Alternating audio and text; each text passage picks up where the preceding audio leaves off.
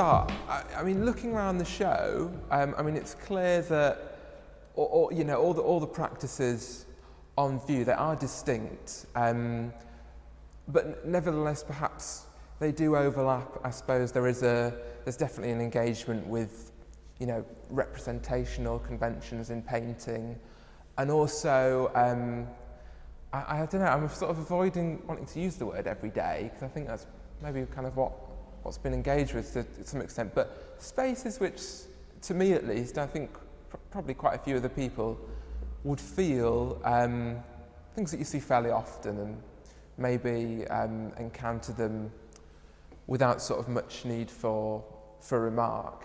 And that's sort of some of the overlap. But I feel that from that we can see all these different kinds of responses and different kinds of engagements, whole different types of territory. But I think that's sort of what I took from the show, you know, on first encountering it and chatting to Rob when he was putting it together. And I mean, I suppose, yeah, just looking at, you know, maybe particular places, particular scenes, particular environments, is there anything that you'd like to say about what kind of draws you into to working or responding to certain environments or certain places, that anything that kind of guides you or that you feel draws you to certain places more than others, perhaps? I'll go first. I say, like, what draws me into particular places, they're things that, you know, I don't actively seek for them, but they sort of like present themselves to me in this light that, you know, is sort of, you know, almost random, like, you know, like I say, it's on my journey, you know, and my passing, and they just, you know, whilst I'm in those sort of, you know, walks or journeys, they sort of give me a moment's sort of peace, and I sort of, you know, recollect some time, and then I sort of still myself. So, and then when I find like a scene or an image like that, I often sort of, you know, I dwell in it and appreciate it in the moment. And then oddly, then I have this sort of, you know, moment where I feel like this is what I want to, you know, convey. This is my practice in general, which is obviously the commonplace.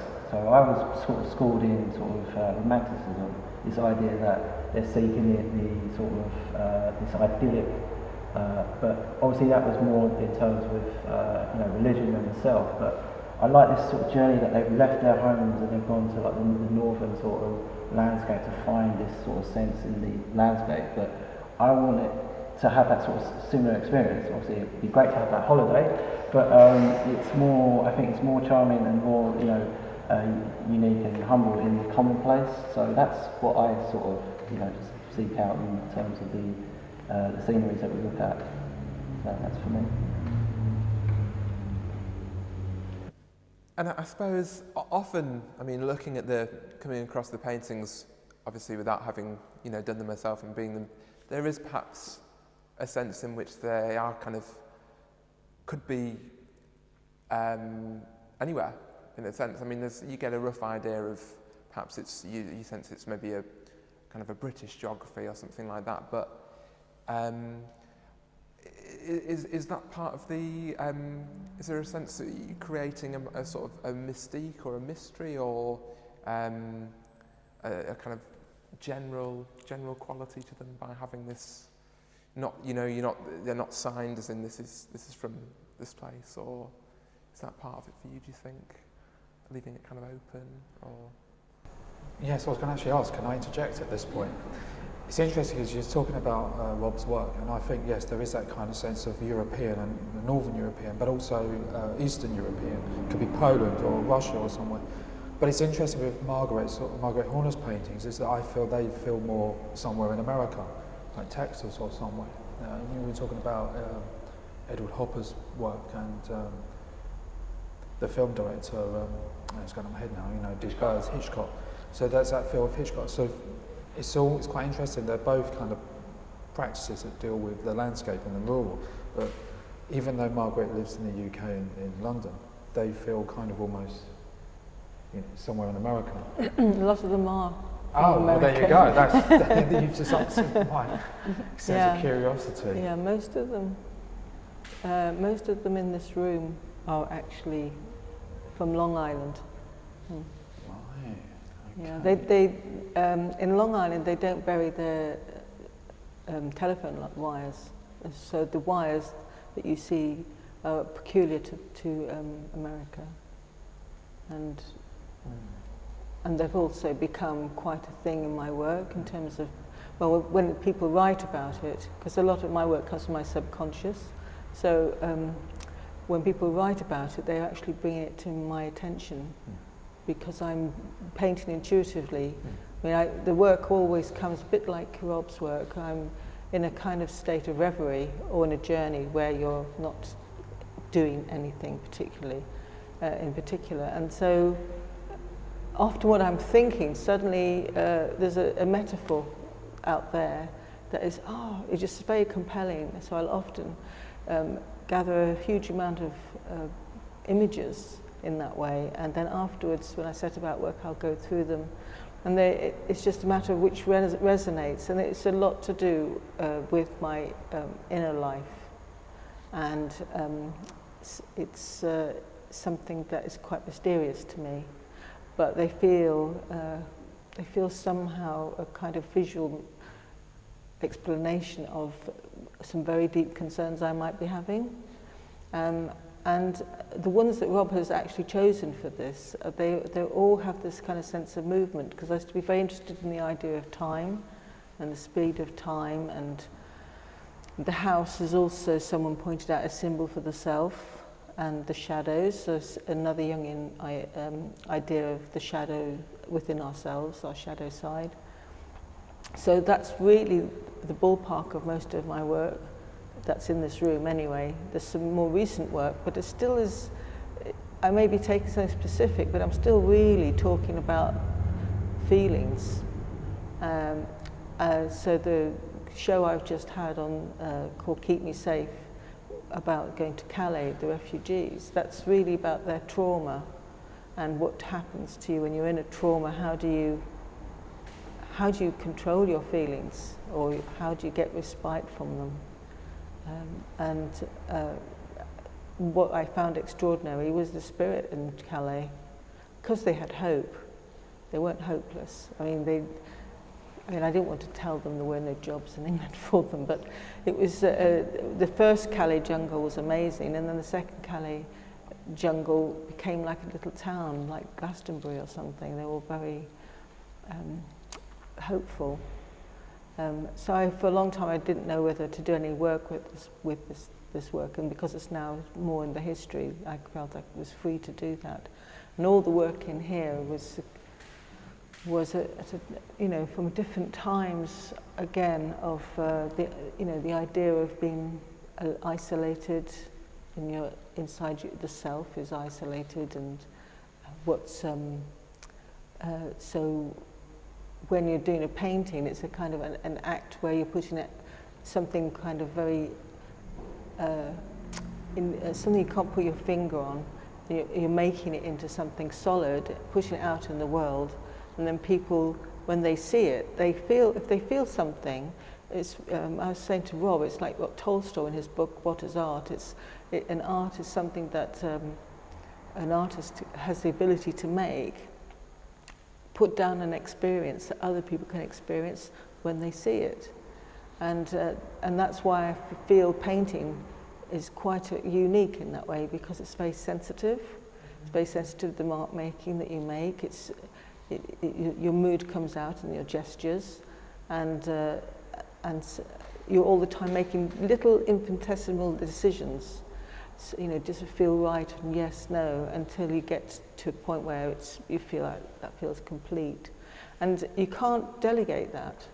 You can't say to people have delegated it, but you can't really explain in words, because words are too general. And there's a very good example. If you say the word tree, that's a word, in all your minds you'll have a tree that will be peculiar to you, but it's maybe not the tree I have in mind. But if I was to paint a tree, you'd be very clear about the sort of tree I'm talking about. Yeah, I did really, that really resonates actually, because it reminded me of a book I read a long time ago, Nausea, by Jean-Paul Sartre. And there's this bit where I think he's on a bus, and he's looking at this bench, and it's just an ordinary bench, but all of a sudden, it just starts to kind of warp and flux in his mind, and he's talking like the word bench doesn't feel to fit anymore, and it's just like exceeding his way of putting tags on the world, and they just feel very sort of like lively, and there's a lot sort of, maybe not lively, but there's just a lot going on, and they're very dense, and there's this kind of often webbing with the branches, and it just feels sort of excessive somehow, like it's beyond being able to put it in a singular word, or just put a neat kind of description on it. That's certainly the way I feel about those, yeah. And do you hang on? I mean, often will you hang on to the I mean, I suppose everyone, if you're working from photographs, do you often hang on to them for quite a while and they come to a work later on, or is it quite a, I've got this image, I'm going to work it through now, or do they? The thing about a photograph, it's just an aid memoir. It's for me it is anyway, because I'm not copying a photograph, I'm taking from it. A photograph doesn't make any decisions. And I was saying to Rob, when I used to have to develop in the early days my own, at college, I used to develop black and white pictures. As it was developing, I'd think that's not what I saw, because actually I was perceiving something else. So one's inner perception is peculiar to yourself, and someone like Gerhard Richter, when he wanted to paint reality and he painted a photograph, I found when I did my dissertation that an interview with him, and he said he hadn't been taught to paint like Lucian Freud had. So he copies a photograph, and the interviewer was saying that's not reality, that's the reality of emotion on paper. Whereas when say if you would photograph a person, or you sit in front of them and draw them, it's a completely different experience, because you have lots of variables in front of the person, and also you're picking up on their nuances and their likeness through their personality. And because I've done both at one time, and it's you're very restricted by photograph in that way. But I do use them now, because a lot of what I'm painting are transient moments, and you can't, by the time you've managed to do that painting, it's gone. Transient, it's something that's just a flicker, and especially with iPhones, you can take several photographs, and invariably it was the first one, because everything's just positioned just so, and you're not sure, you can't, if you start analysing it, that thing, the other side of your brain that's just switched on, it dies.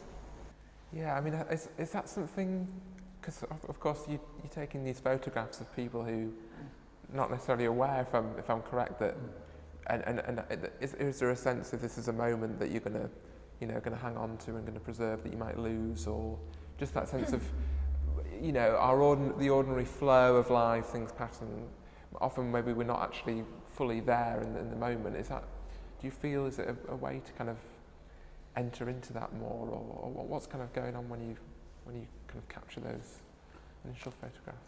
Well, to be quite honest, I'm not really thinking necessarily about a painting at the moment. Okay.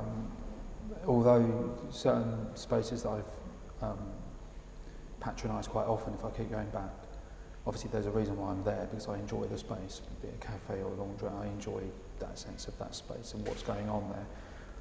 I enjoy that sort of everyday hustle and bustle, people having conversations. It's just an interesting space to sit and be in. But I don't necessarily think, right, I'm going to make a painting. Although I do realise that when I photograph certain key moments, yes, in the back of my mind, something from this could become a painting, but I don't have an image necessarily in mind. So it's not until I'm sitting at the computer looking through an archive of images that I'm able to see something special within an image. So I don't kind of go there and think, right, I'm going to do this. Yeah. In a way, I'm trying to capture my experiences of what I see on a day-to-day basis. Although reoccurring images do come back, which have a certain sense, people have said, you're going to be a painter of a laundrette for how long, or a cafe. And I will know, these are just spaces I look at them and I just find the image intriguing. And so it just so happens I then paint that. But it could be around the front room, it could be in the bathroom, it could be in the cafe, it could be people at the station.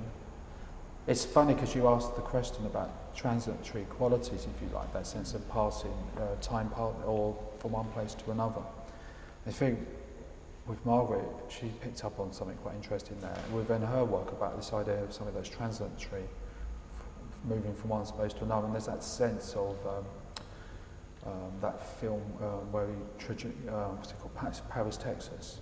So there's that sense of moving through space. Whereas I used to think about my subject matter in terms of transitory spaces, but that's not on the forefront of my mind these days. You know, that's not something I'm really. Although the image is there, although those qualities are there, you could talk about that space. It's more about other things now. Yeah, and I mean, I was just talking before about this. I mean, for me, it does feel there's a real with these deep shadows, and sometimes you've almost got these purely going to pure black areas, really kind of dark and intense and kind of brooding. I just wondered, is this? Are you?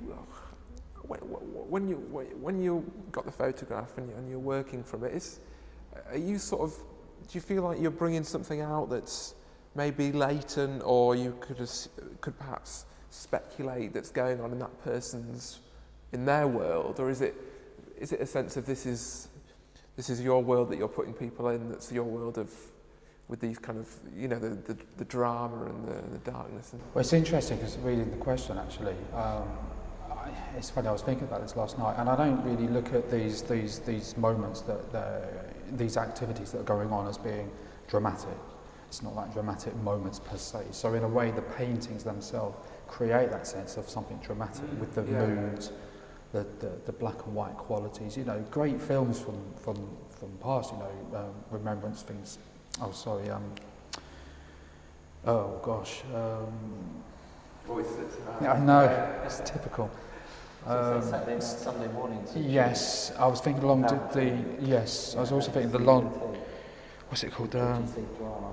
Yes, kitchen sink dramas and the black and white ones. But also I was thinking Brief Encounter, for instance, or good old black and white films. There was always those kind of, although they may not necessarily be sort of dramatised moments per se, but the film footage gives you that sense of drama because of the dark, moody qualities.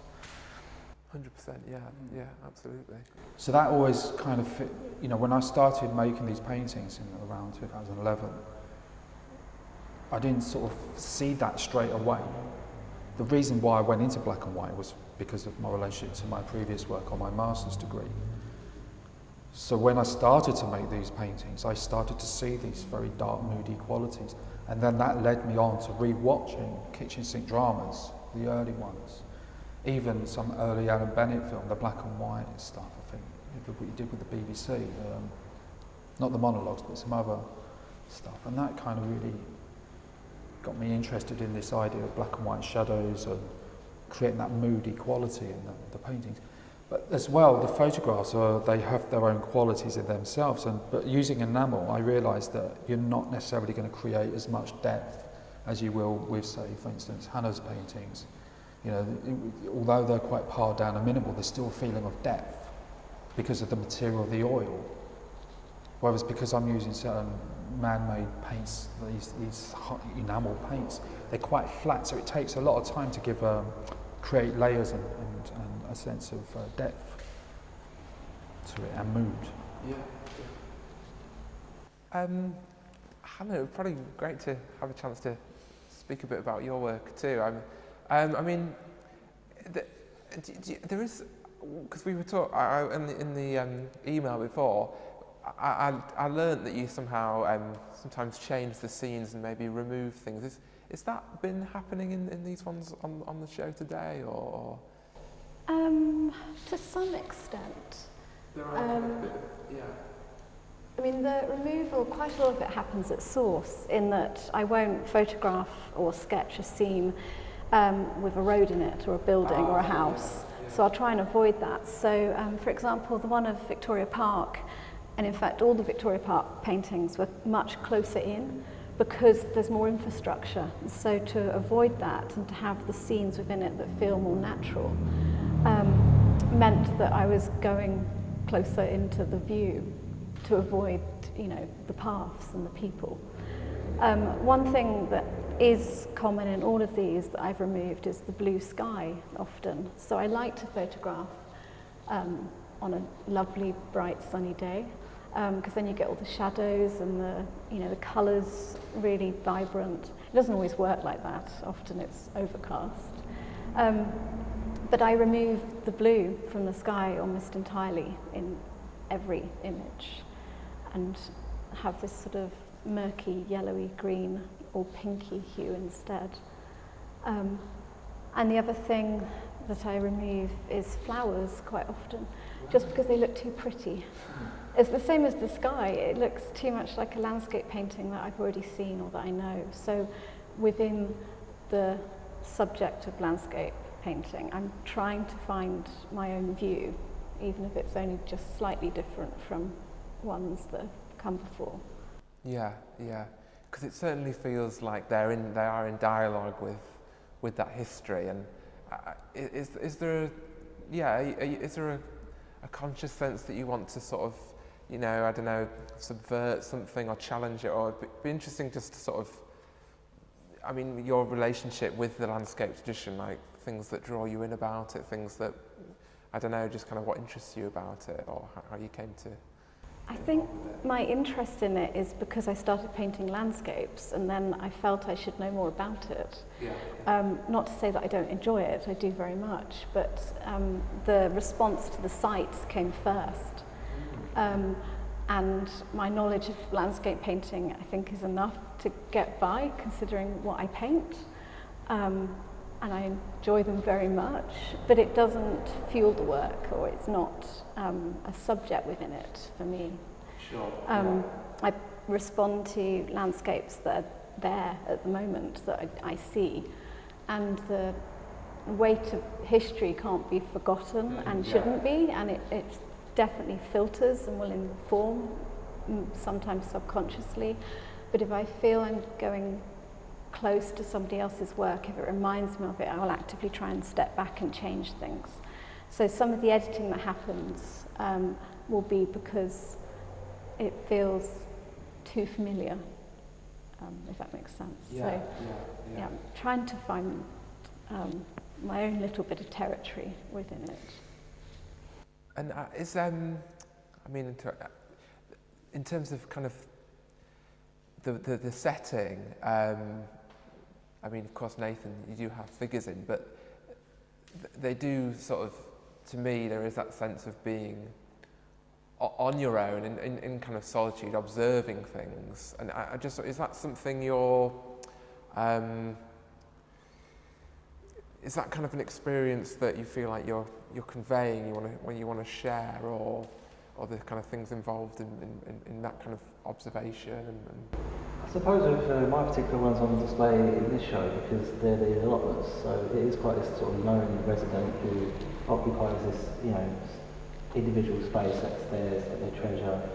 And I mean, I suppose I find, you know, that relatable, because, you know, heck, we have studios, and, you know, we all do potter around and we have that space, but so it's, you know, that sort of time to yourself. But the sort of fascination about it as an outsider is also like the idea that they have this sort of environment to which they can sort of temporarily remove themselves for whatever it may be going on in their lives. So it's that kind of like, you know, escapism, like, you know, in some levels existentially, because they're sort of, you know, be it, you know, making painting, or, you know, I don't know, through their allotment, you know, I mean, I see that as an outsider, really, the allotments.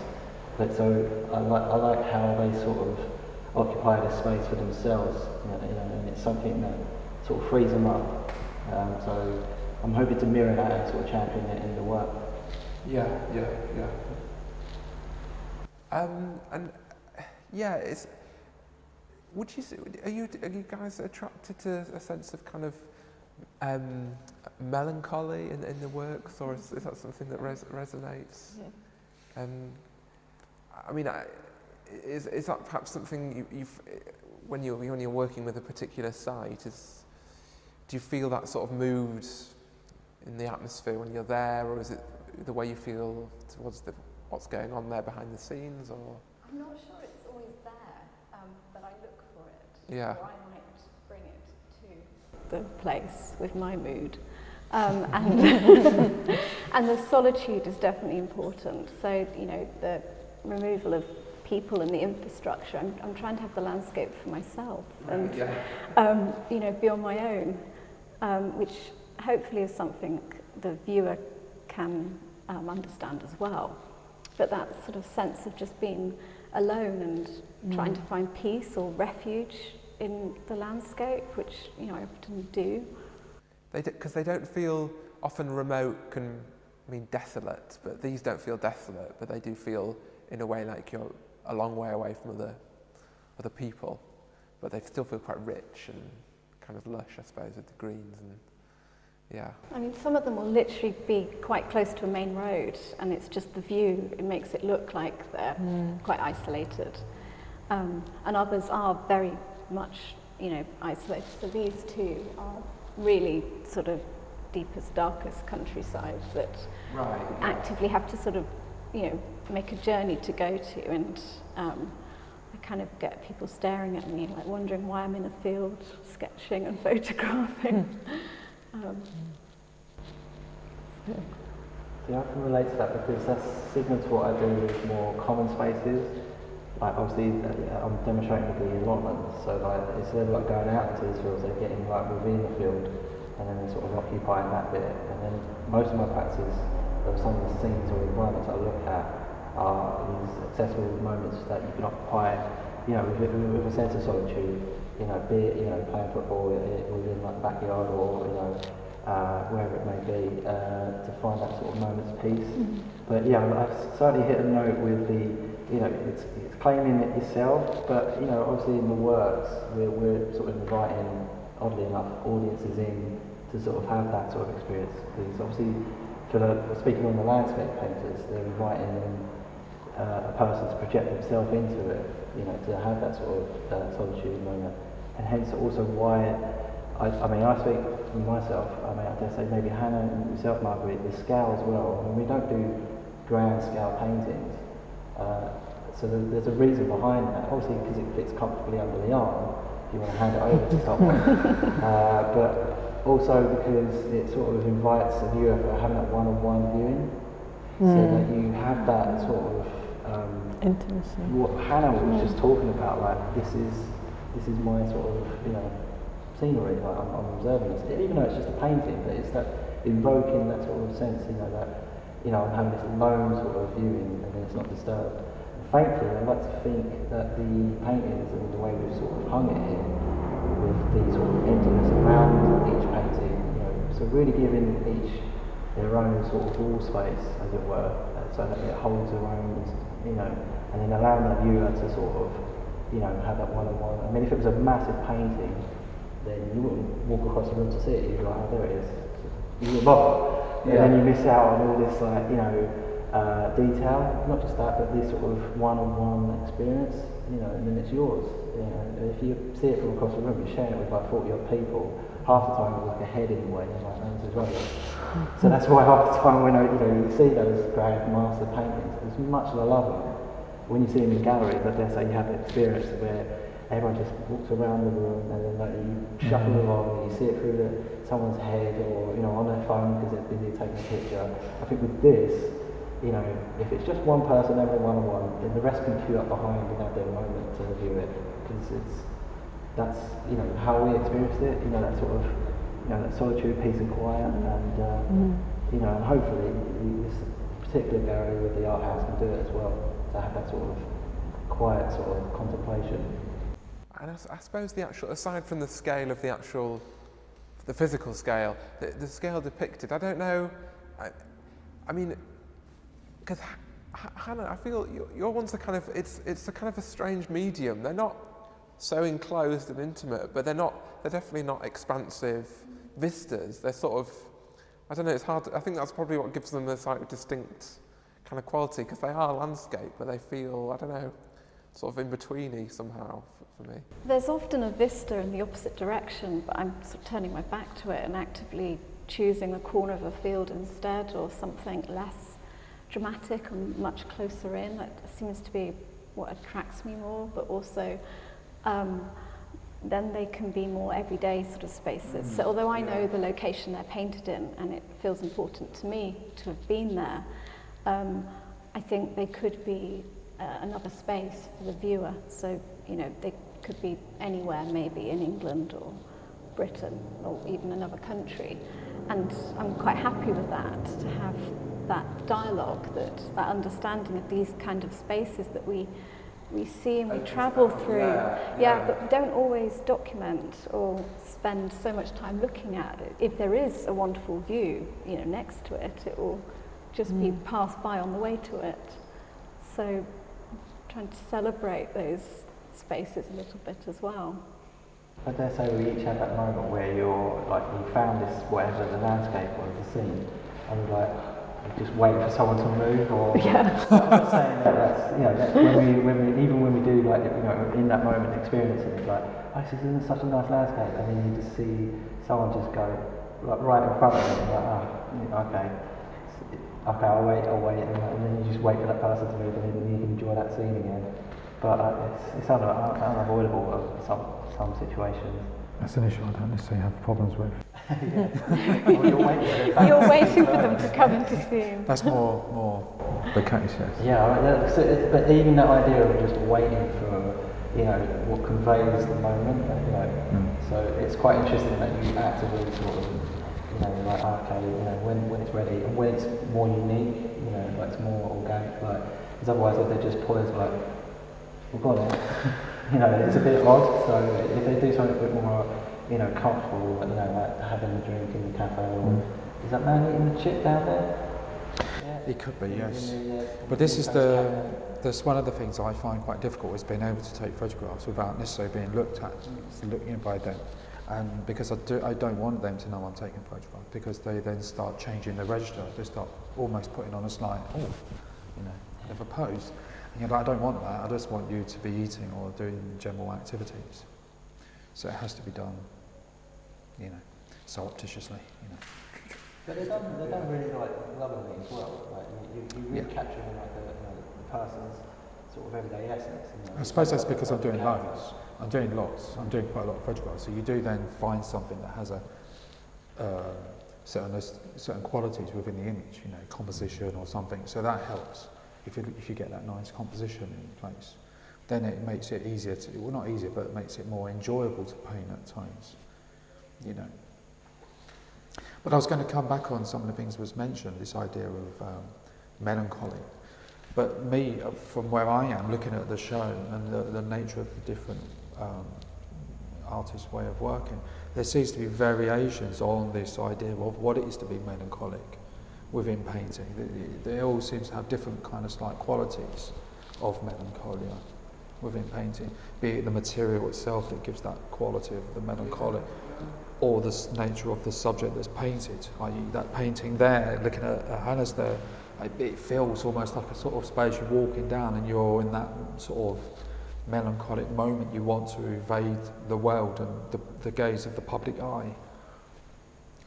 You know, that feels, and then you look at some of those paintings, like more urban or Rob's, there's a kind of different feeling of melancholia, you know, something else, you know.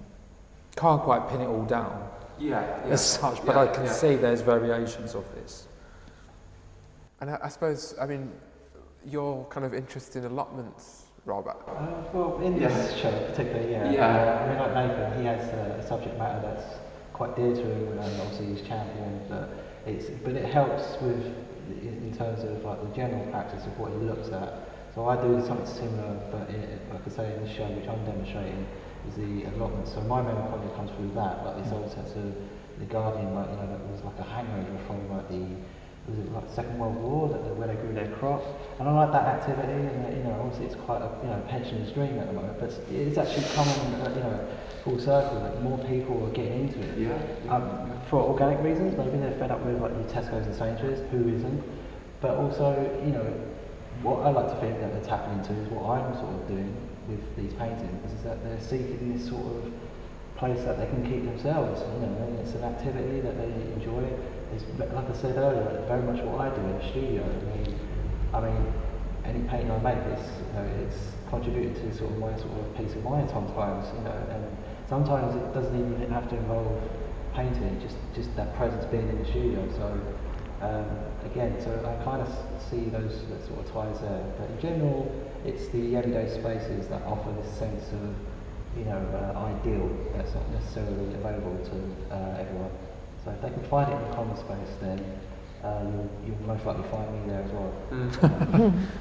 Yeah, I suppose they do. They feel places where they feel kind of that you can dwell in them. There's a kind of, often there's they feel a bit shielded, a bit sort of, you could have your own space, and also that if you've built them, I love the sort of the ramshackle kind of sense of your, you know, you've made this, you've made the environment your own, and you're not sort of, you know, it's not steel where you just have to rush through. You've actually connected to it and you've made it, and it feels kind of connected. Yeah. The guys who have these spaces, most of the times that I see it is through the odd little you know, passages or even through fences. So I do have that sort of like, oh, this is quite protected. But then also you've got to remember the guys who have these spaces, that they could have been knocked down. They could have had, like, you know, an estate built on them, and usually they are tucked away in the oddest spaces near, like, you know, neighbourhoods or on the side of roads, or, you know, with hangers as well. Like, I think you've named a few paintings very cheaply, like it could have been Tesco's, or this is where Tesco's is. The field next to Tesco that is soon to be built on, and is now being built on. Exactly. So, yeah. And it's incredible, like, so, you know, that kind of, you know, even though it's, you know, for the resident, like, you know, they put the pieces together to make up a shed, but I think it also is a message for their sort of, you know, like the sort of, you know, pushing away like these people, you know, and really like protecting this sort of haven that could have easily been, you know, knocked down, you know. So I like to mirror that in the sort of the ramshackle and assemblage, as it were.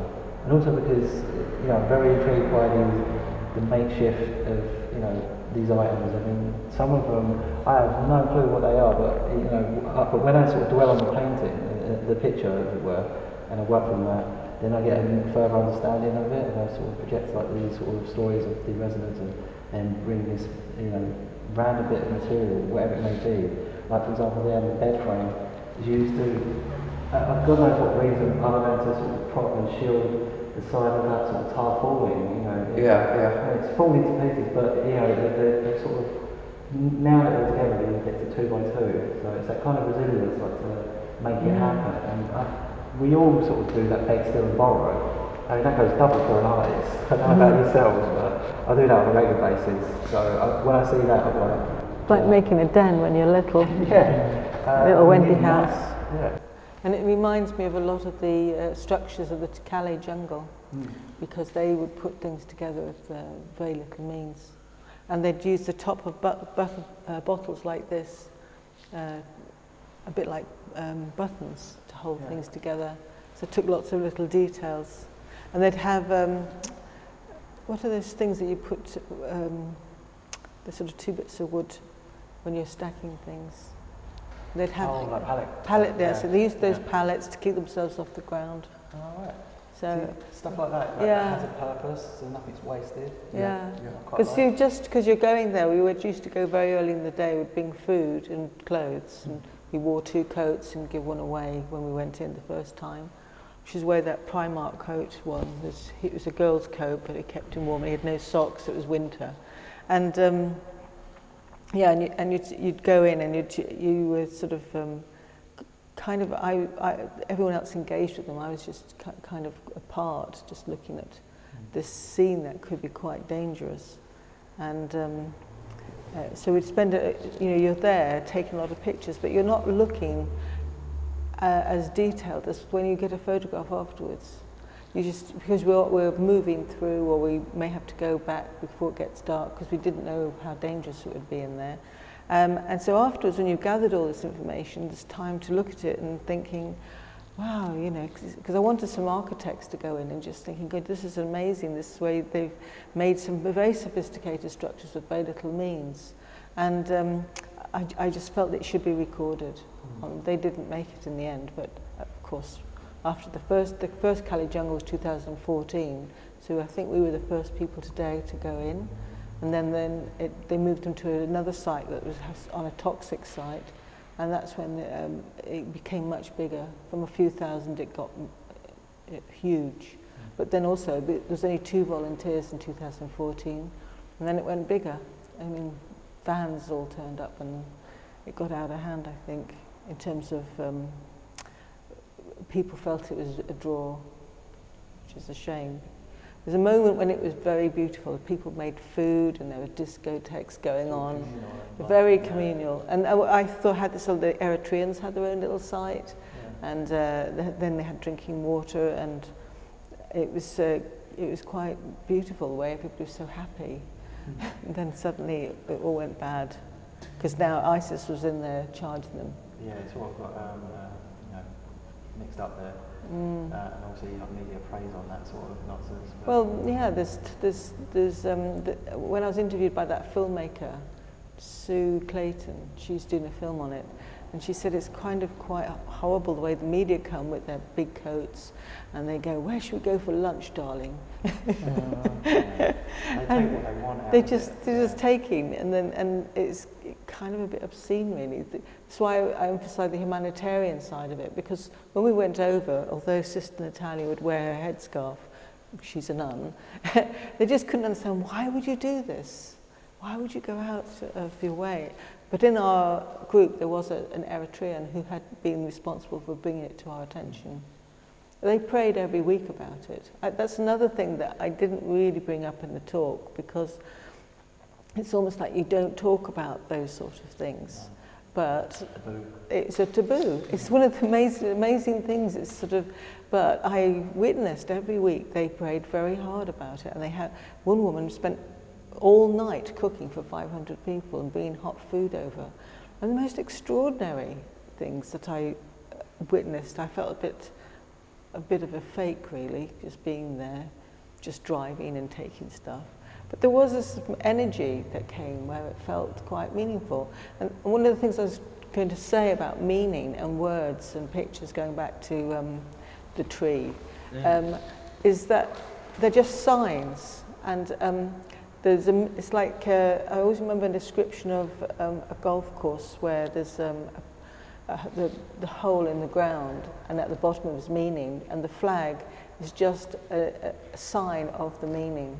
It's not the meaning in itself. So a word is just a sign, and a picture is just a sign, but underneath it there is meaning. So those old boys are trying to find meaning on the weekends, like, oh man, I'll tell you next time I see you. Are you trying to find meaning? It's at the end of the hole. I think it could On be. the 18th, well, no, in his words, the 19th hole.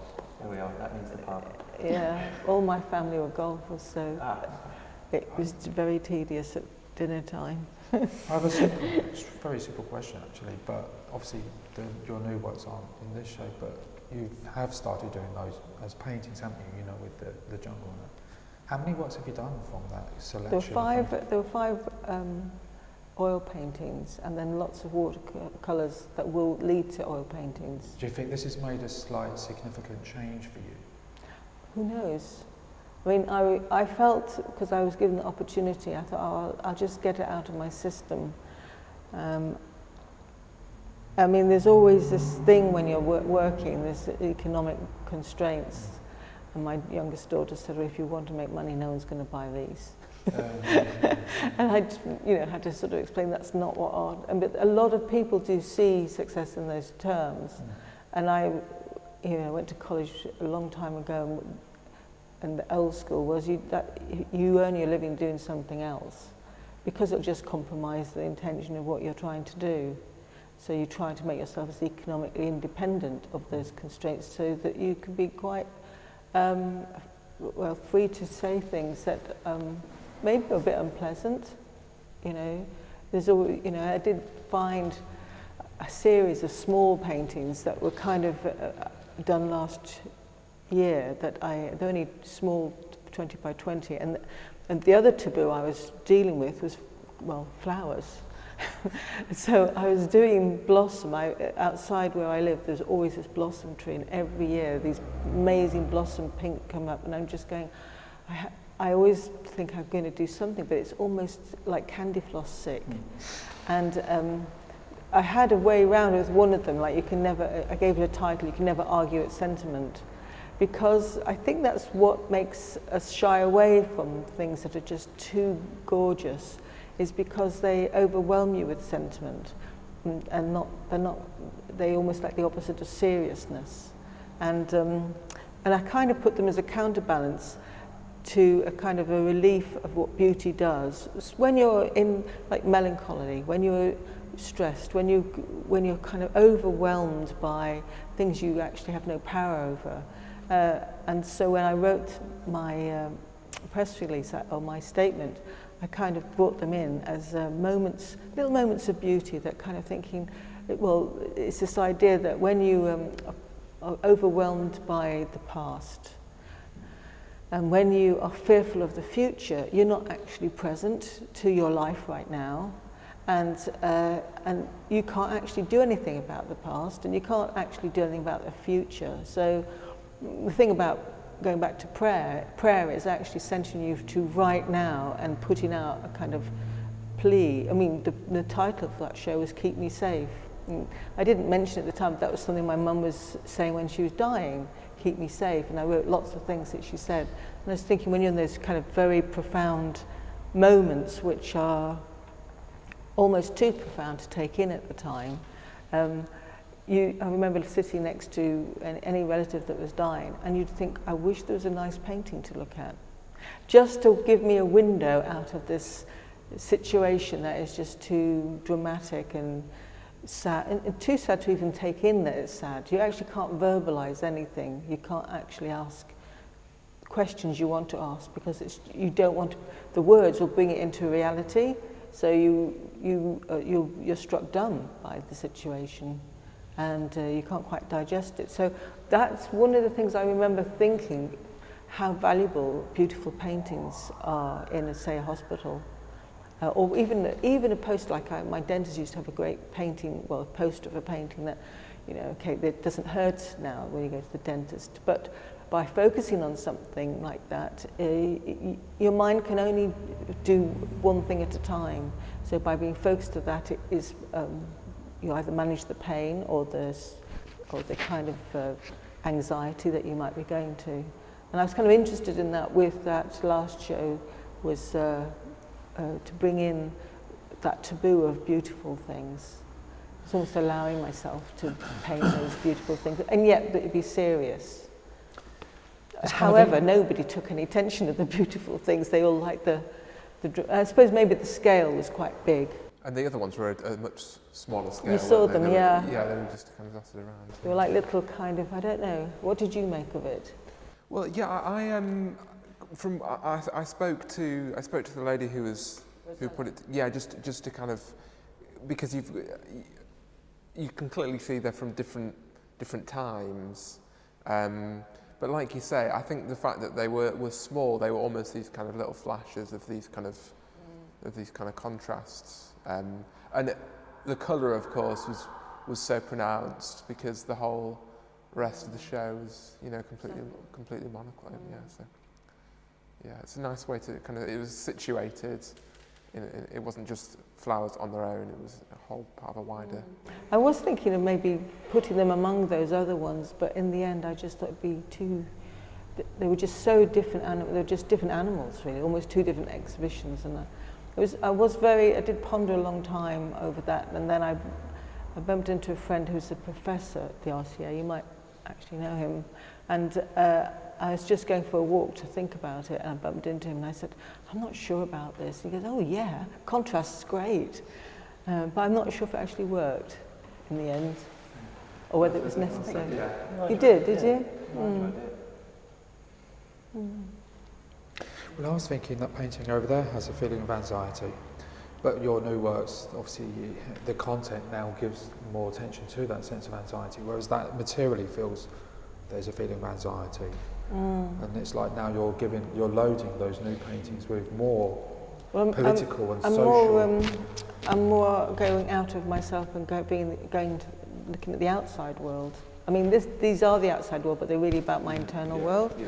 And sorry.